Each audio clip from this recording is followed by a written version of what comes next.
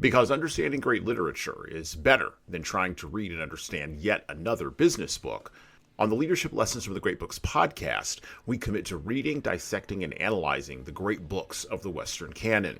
You know, those books, from Jane Austen to Shakespeare, and everything else in between, that you might have fallen asleep trying to read in high school.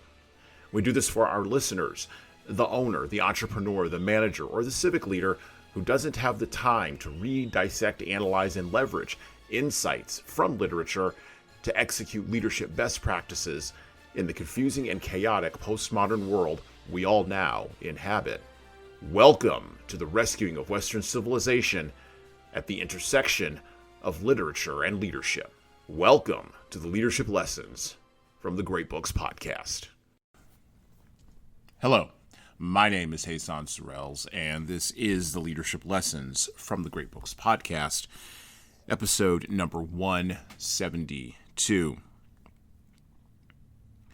From the poet Nancy Wood comes this poem, Many Winters, published in 1974. And I quote, "The earth is all that lasts. The earth is what I speak to when I do not understand my life, nor why I am not heard. The earth answers me with the same song that it sang for my fathers when their tears covered up the sun. The earth sings a song of gladness. The earth sings a song of praise. The earth rises up and laughs at me each time that I forget how spring begins with winter and death begins with birth." The themes of birth, death, tears, praise, gladness, life, and being heard or not being heard, buried within this poem from Nancy Wood, lie directly below, around, and cut through the history of the book that we are going to introduce today. History, as we have covered it on this podcast, is the long human story of beginnings and, inevitably, endings. And there are no more bitter endings in the history of the settling of the North American continent than the ending of the great Sioux Nation that once ruled the Great Plains of the United States until the early part of the 20th century. This history has been documented more extensively over the last 50 years than in the previous 100 years. As a result, we can learn some important lessons from studying this history about leadership and unveiling the challenges that can arise at the inevitable close of a civilization. Today, on this episode of the podcast, this introductory episode of the podcast, we will be introducing and discussing multiple themes from The Earth is All That Lasts by Mark Lee Gardner. Leaders, the earth indeed is all that lasts. You and I, and every great civilization you know, will one day pass into the halls of history.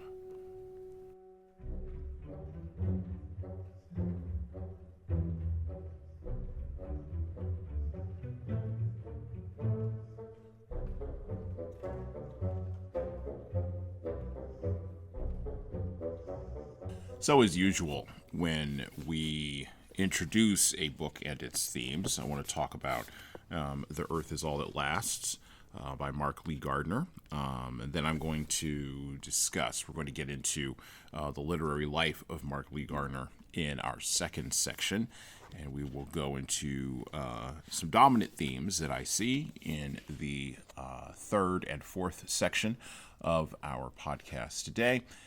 And then we'll talk about some conclusions towards the back end of the show. So when you open up, and I have the paperback version of The Earth is All That Lasts, it was published in 2022, and was the version that I have was published by HarperCollins Books. So of course it's It is a copyrighted work, so we won't be reading directly from the book. But Mark Lee Gardner has a long publishing history, writing about the history of the American West. Now, when you open the book, you see a map that shows all of the homeland of Crazy Horse and Sitting Bull. By the way, the subtitle of this book, The Earth is All That Lasts, the subtitle is Crazy Horse, Sitting Bull, and the Last Stand of the Great Sioux Nation. When you open up the book, you do see a map of the territories that are covered in this book and the battles that extend from Montana and down into Kansas, and then, of course, east into Minnesota, and even as far southeast as Missouri at Fort Leavenworth. This was the contested territory, the Dakota Territory, the Montana Territory, the Wyoming Territory, particularly the Montana Territory, where massive battles occurred that Sitting Bull and Crazy Horse and the Lakota and the Sioux were involved in. The Battle of the Yellowstone in 1872, the Battle of the Tongue River in 1873, the Battle of the Powder River in 1876. The Grattan fight in 1854. Massacre Canyon that occurred in 1873, and of course, probably the most famous battle that the Lakota and the Sioux were involved in the Montana Territory against General George Armstrong Custer, the Battle of the Bighorn. I'm sorry, not the Battle of the Bighorn, the Battle of the Bighorn, but then also the Battle of Little Bighorn in 1876.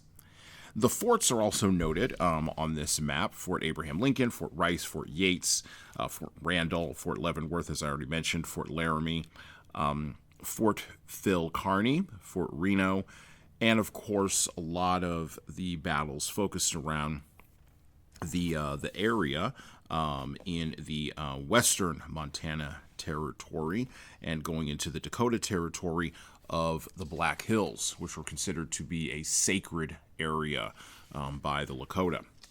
The table of contents is organized into 14 chapters with an extensive epilogue, as well as an extensive set of acknowledgments around the American Indian informants, the folks that he talked to, and the history that he gathered, notes, resources, and an extensive index. Matter of fact, the supporting information for this book numbers at probably 200 pages. Each chapter covers different aspects of the interactions between the Lakota, the Sioux, and other Native American tribes, including the Oglalas, the Hunkpapas, and so on and so on. The Pawnee, the Cherokee, the Cheyenne, all those folks are all covered in this book. And like I said, there's 14 chapters, each one starting with a particular quote that frames the chapter. And we open with the idea of who Sitting Bull was, how he led the Lakota. And the Lakota consisted of 7 Western Sioux tribes. So I already mentioned the Oglalas and the Hunkpapas. There were the Mini Conjos, the Siasapas, the Tukettle, Sans Arc, and Brule. There were also Yanktonais and Santees, who were a Middle and Eastern Sioux. And then there were the Northern and Southern Cheyennes, who were the friends and the allies of the Lakotas. The war chief of the Oglala was, of course, Crazy Horse. And the way that the leadership was set up, and we'll talk a little bit more about this later on today, but the way that the leadership was set up was, it was basically, Sitting Bull was sort of the chief or the head general, such as it were, of the Lakota, and Crazy Horse was a trusted lieutenant.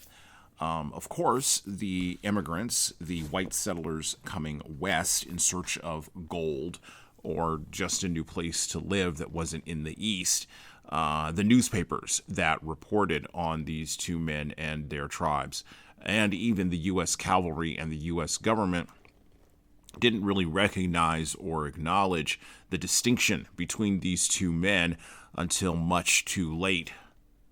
And that would, of course, set the table, or continue, if you look at the long history of native tribes and their interactions with the United States government, that would either continue or set the table for future interactions, particularly after the war drums had stopped beating.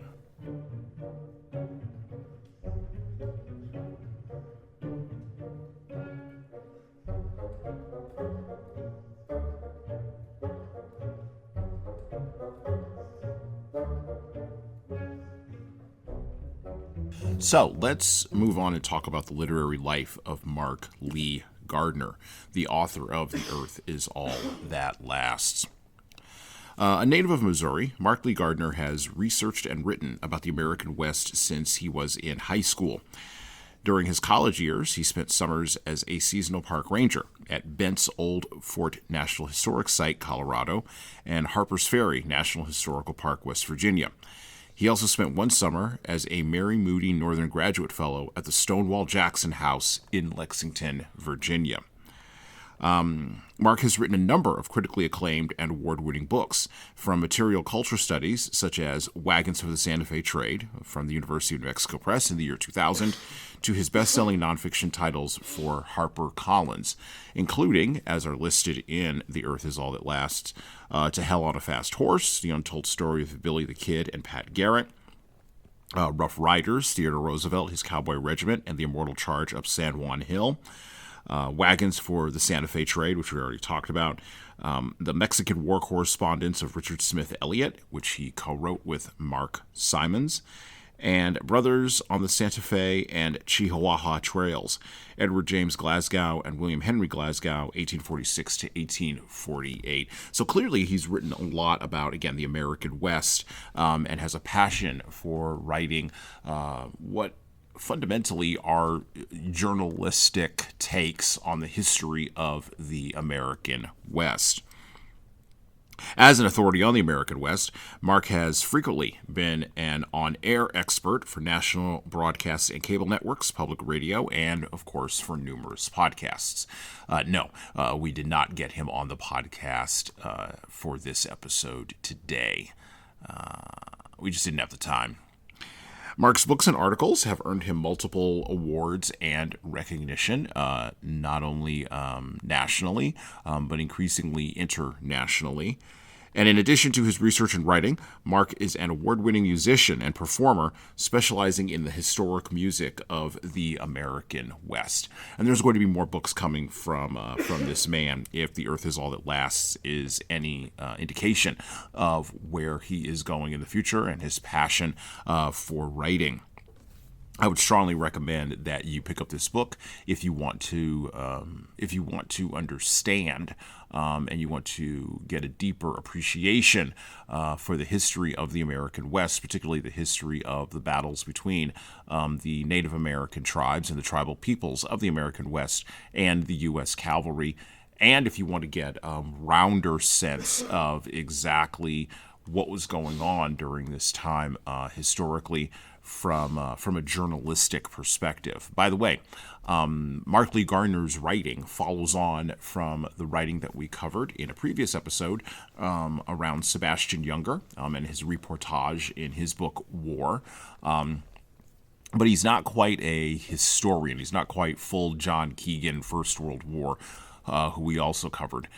Nor is he an individual who directly experienced, obviously, the wars and battles and fights about which he is passionate about writing about, and I said about a lot there, in the late 19th century. He's not an Ernest Hemingway who's writing a farewell to arms as a veteran, of the war that he is writing about. So he is a journalist in the realm of that, or he writes in a journalistic style in the realm of that Sebastian Junger space. But he's chasing a deeper truth, I believe. And that is reflected in some of the themes that are in this book.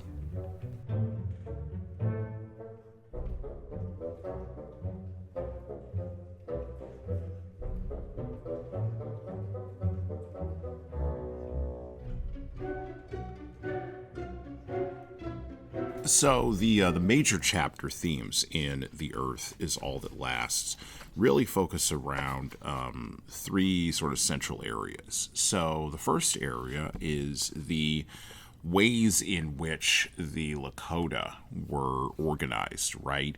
The Western Sioux tribes, how they organized, how they fought, how they engaged with the 7th Cavalry, the ways in which they learned from battling not only the 7th Cavalry, but battling the other cavalries that were sent against them, how they perceived their American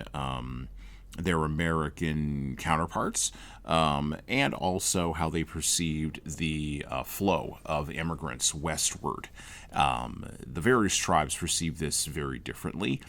There's an idea in one of the themes inside of The Earth Is All That Lasts that Gardner explores beautifully, is this idea that even among the tribes, there were those who wanted to create treaties with the government, the United States government, and there were those who did not. And Sitting Bull and Crazy Horse represented those who did not want to, who were anti-treaty, and folks like Red Cloud and others were folks who were pro-treaty, who believed, as Red Cloud says deep into the book, that the white men were going to be coming anyway. And so it would be a good idea to do some kind of deal with them. The other kind of theme that jumps out from The Earth Is All That Lasts is the theme of a warrior culture among the Lakota, particularly among young male Lakotas. And many young male Lakotas desired, yes, to trade with the forts that were placed on the frontier in the West by the U.S. government to protect immigrant trades and westward settlement and westward movement, gold prospectors, miners, eventually later on folks who were surveying for the railroads that were going to be going through the Dakota, Montana, and Wyoming territories. But also, there were among the young men, there were Lakotas who sought the prestige and the status of engaging in warfare. And this is a major theme throughout all of The Earth Is All That Lasts. And there's a quote at the start of chapter 7, Too Many Tongues, that sort of exemplifies this, right? That was delivered from an interpreter named Mitch Boyer, who was a mixed blood Santee, July 27th, 1867. And I quote, he said this: "There are a number of chiefs who, I believe, would make peace, but the young men won't let them. In place of chiefs controlling the young men control them." And this is the thing that you begin to see, and this is one of the major themes, like I said, that Gardner focuses on in his book, and it dominates a good 2/3 of the narrative. Then the back end of the book talks about what happens after the war is over, right? What happened to Sitting Bull, what happened to Crazy Horse, what happened to not only the Lakota, but the Cheyenne, the Arapaho, and of course, as the white soldiers were referred to, the Bluecoats, right? And the turn of events that occurred at the end of the tribal wars, that encouraged, or not encouraged, but that motivated Sitting Bull to go over the border into Canada, right, and then to come back across the border. That caused Crazy Horse to lose his life, right? These sort of events were precipitated by the nature of the close of the American West and the nature of the acts that were created by the government that created reservations, and then how those acts were gone back on and were reneged on by the U.S. government. So The Earth is All That Lasts contains a lot of history about not only the native tribes and how they interacted with each other, but also how they were perceived by others, including the general public, as well as the U.S. government. And then, of course, the demands that were made on them to move from being free-roaming Plains Indians to being individuals who were bound by civilization and being thrust into becoming part of this newly expanding and confident country.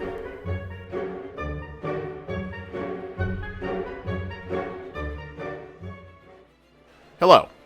So I'm going to do some shilling here, and hopefully this will be a pause in our riveting conversation for you. I have an offer for you. My most recent book is 12 Rules for Leaders, The Foundation of Intentional Leadership. It's available in paperback, hardcover, or as an ebook on Amazon, Barnes & Noble, Kobo, and any other place you order books. Now, in this book, I address the 12 leadership areas that I have found leaders need to be the most intentional in to be the type of leader followers actually want to follow. From establishing a foundation of leading teams through managing conflict effectively, all the way through leading teams through change, knowing what to do and why to do it can help readers, like the ones listening to this show, become better leaders. Look, reading this book and living it is like getting coaching from me directly without having to pay my full coaching rate. Head on over to leadershiptoolbox.us, that's leadershiptoolbox.us, and scroll down the homepage and click on the Buy Now button to purchase in hardcover, paperback, and Kindle format on Amazon 12 Rules for Leaders, the foundation for intentional leadership. And that's it for me. Now back to the show.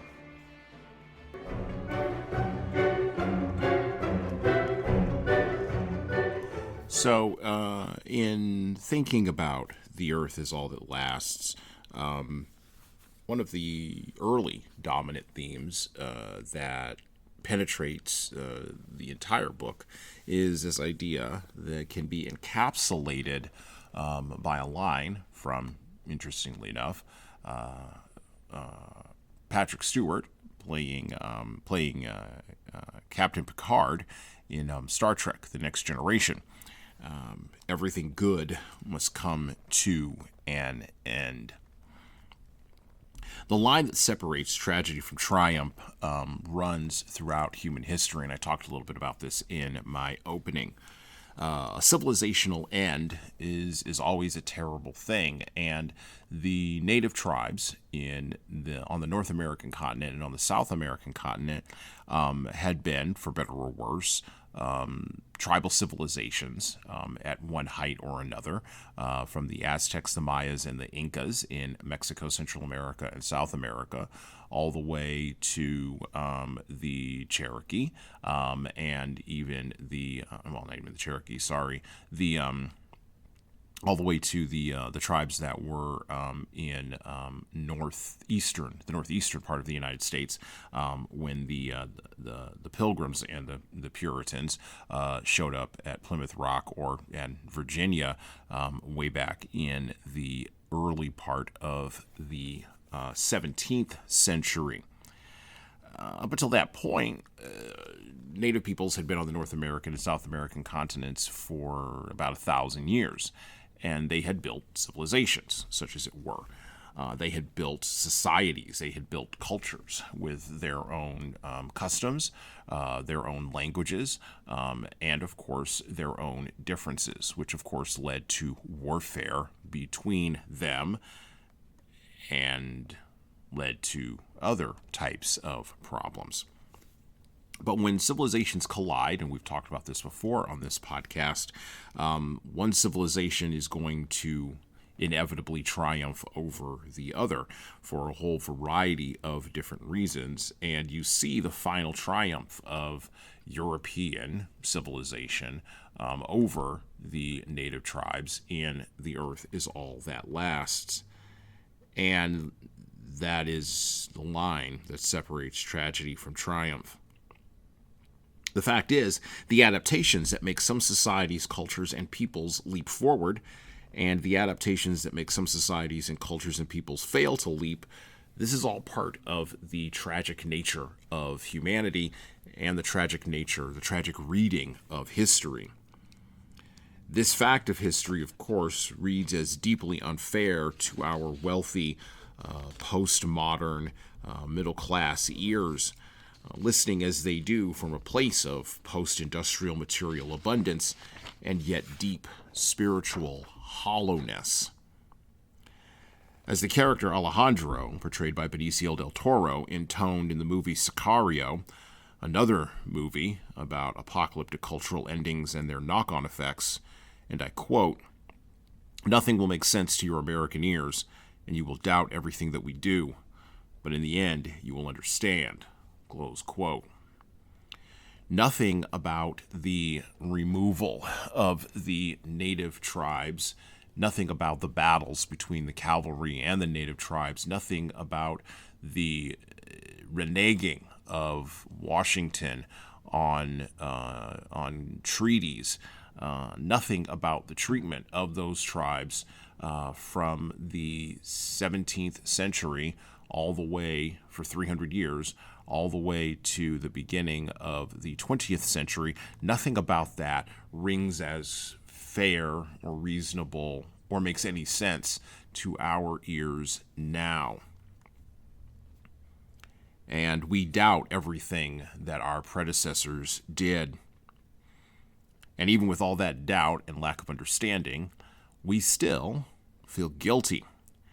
And that guilt in and of itself is tragic. It's all tragedy at the bottom of it. And this is something that is reflected in The Earth Is All That Lasts. The warrior culture of the tribal peoples of the North American Great Plains came to a warrior's end. And a warrior's end always involves violence.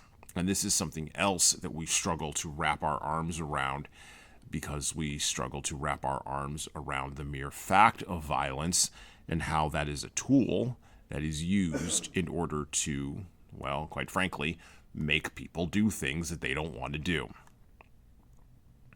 As leaders, we can little afford to wallow in guilt or wallow in lack of understanding, or even turn our eyes away from the things that we need to see in history. Instead, we must embrace those things, embrace the tragic view of human nature and the tragic view of human history, and figure out how to integrate that tragic view into the realities we see in front of us in our families, in our communities, and even in our workplaces today.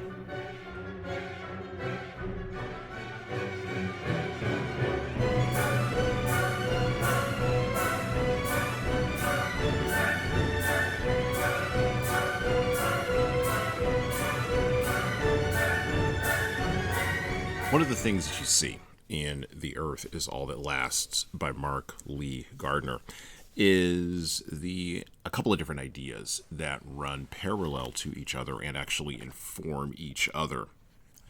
So Sitting Bull, as a leader, was a careful and judicious person who, while he did act when he was motivated to act, actually thought about his actions and seemed to have placed a lot of consideration and deliberation behind his actions. Whereas Crazy Horse was much more impulsive, much more freewheeling, and much more likely to inspire people, particularly young Lakota warriors, to action through his impulsivity. These two different types of leadership obviously combined together and made the Western Sioux a nightmare for folks like Phil Sheridan, William Tecumseh Sherman, and, of course, George Armstrong Custer. Now, in warfare, there is an idea, and it is an idea that does matter. And we saw this idea reflected also in Sebastian Junger's book War, also in John Keegan's book, The First World War, and any other book that we've read about war. I mean, even About Face, we see this reflected.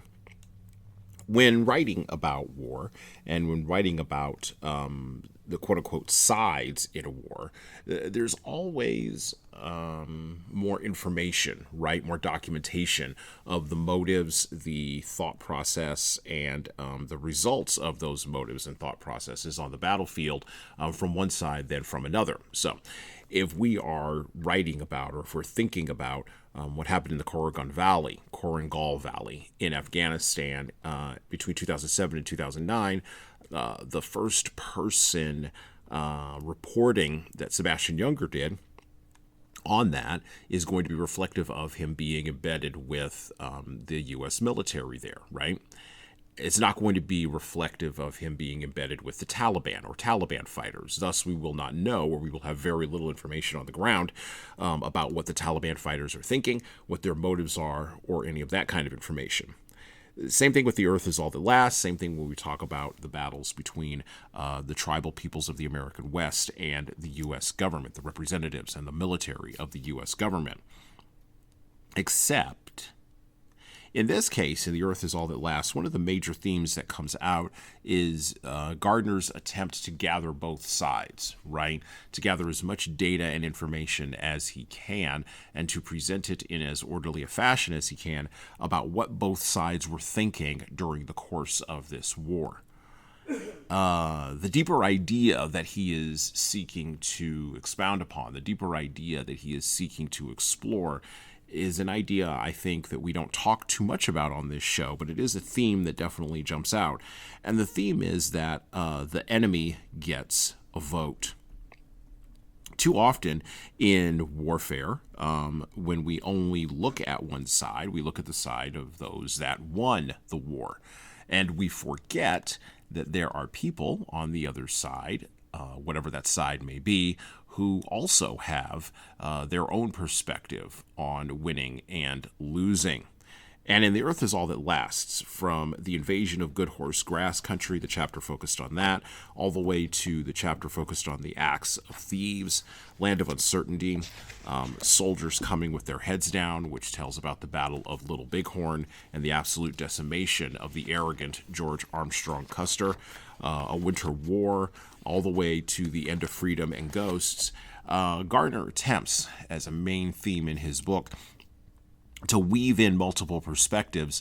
That way we get a more global understanding of exactly what was happening during this period of time in American history.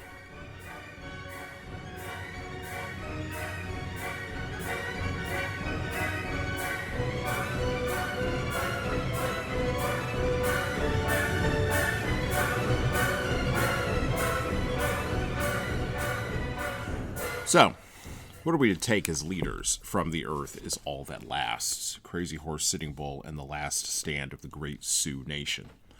What are we to take from this book that is extensively researched, lovingly written, with a high attention to detail and a fidelity to not only the facts, but also a fidelity to getting all the facts correct? What are we to take if we read this book from that we can apply to challenges that we may be having in our own present time? What can history teach us? Well, I think one of the major pieces from this book goes back to this idea that I explored a little bit previously about taking a tragic view of history, right? Everything good must come to an end. But there also is an idea in here that as leaders, we must not make the mistake that a lot of leaders make in reading the correct books, reading the right books, but learning the wrong lessons. So, for instance, we kind of explored this a little bit when we were reading our science fiction books, everything from Robert Heinlein to Philip K. Dick, Ray Bradbury to Isaac Asimov. And one of the things that we realized, one of the things that we explored with our co-hosts when reading those books was that these books, the science fiction books that I mentioned, and the science fiction authors had influenced a lot of the thinking, the current thinking of our tech elite in Silicon Valley. The ways in which tech bros, quote unquote, think about artificial intelligence or the simulacra of social media, the ways in which they are building our cyber-driven future, and the ways in which robotics and algorithms may show up, are currently showing up and may show up in the future to impact our lives. The tech bros are reading these books. They are inspired by these ideas of the future, shiny, metallic, and clean future, but they are learning, or they have learned, the wrong lessons.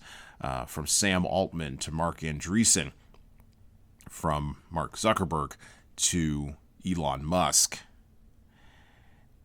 And when they learn these wrong lessons and head out into the world to bring to fruition, to bring to reality the technological wizardry they read about when they were powerless and perhaps even potentially picked upon teenagers, they incorporate all of that emotional nonsense into their reading of these books and miss the larger lessons. And so as leaders, we don't want to fall into that same trap when we read history. We must learn all the correct, hard, and even deeply unpleasant lessons that violate our deeply held shibboleths about how things should be or how they ought to be. And then we must decide to accept or reject those lessons, knowing, of course, realizing as mature leaders, as adult leaders, as serious leaders, that there will always be consequences for such acceptance or rejection. And, of course, understanding that as leaders, we cannot, we should not, and we will not be able to avoid accountability. The facts of history, and this is why we read historical books on this podcast, the facts of history are hard taskmasters indeed, which is why many people avoid reading history. Not because they don't want to know information about the past that may disrupt a myth that they may have in their head.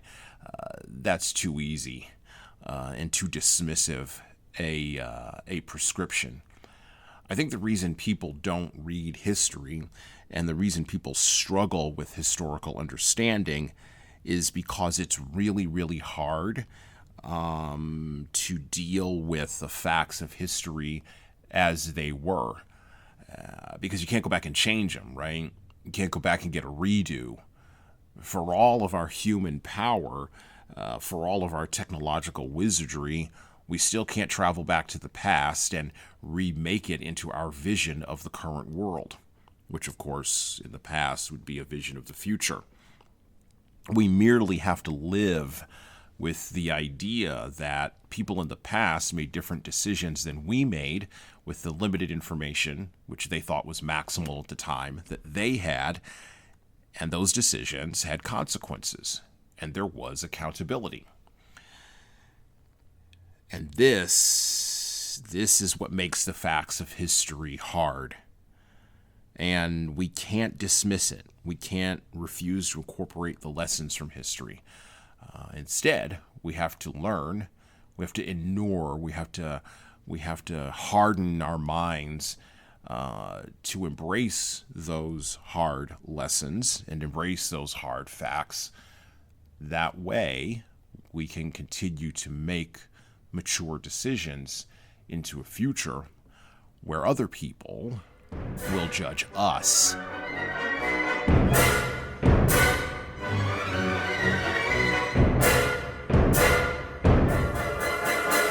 Finally, as we wrap up our podcast here today, our episode here today, our introductory episode to The Earth Is All That Lasts by Mark Lee Gardner. By the way, I would encourage you to check out the next episode, episode number 173, where we talk with my co-host Tom Libby about one of the dominant themes that is in this book, the dominant theme of young men and what you do with their energies in a warrior culture, particularly when that warrior culture is on the decline, and then how that translates into our current postmodern era, where we have trouble incorporating the energies of young men into a modern world where glory, particularly martial glory, is hard to come by.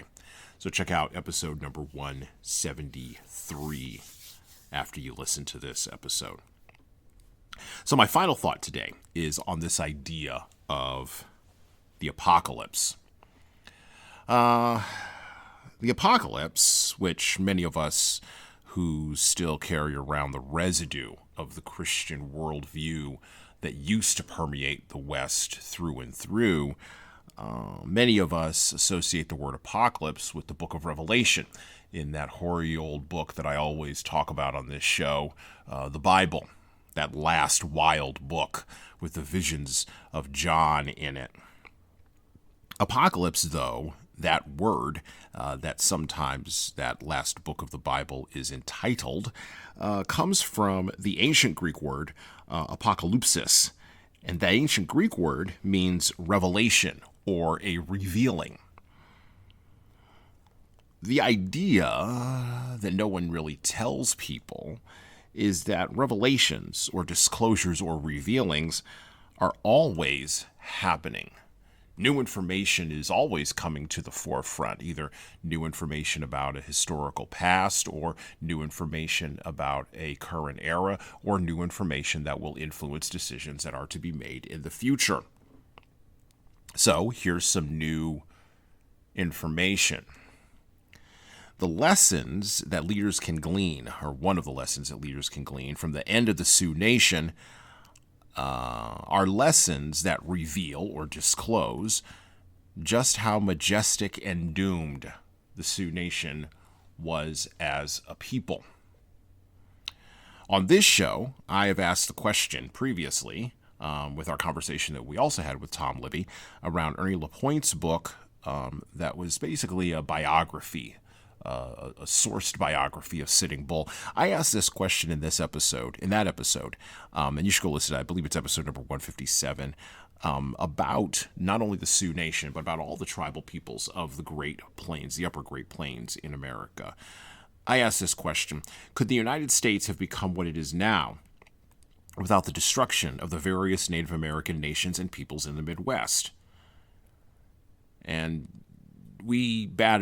Tom and I batted that question around in episode number 157, and we never really got to an answer to that question. And I think that the answer to that question is, of course, a revealing one, a disclosing one, a, dare I say, apocalyptic answer.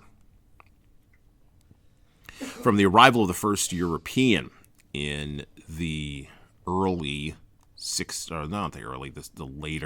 middle part of the 16th century, all the way to the bitter end of the tribal wars in the 1890s, and the final depositing of the remnants of Native American peoples onto reservations. The bitter end of civilization to make space for the next civilization was probably almost fait accompli.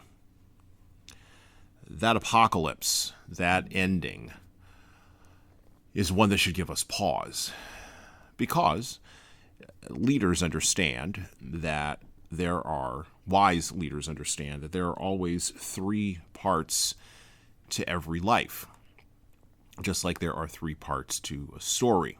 And civilizations follow along with these three parts as well. There's a beginning, a birth, a middle, and an end.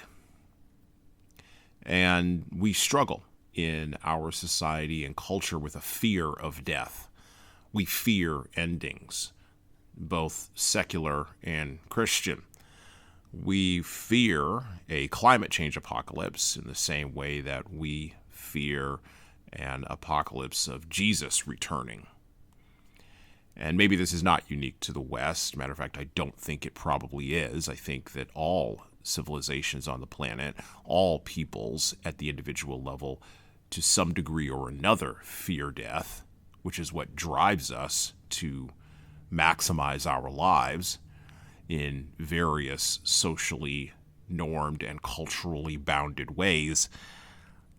And leaders have to understand that everything comes to an end. But the end can be a revealing for a new beginning, an apocalypse, such as it were, that will open up new doors and create new opportunities for the next people who follow on when we are gone.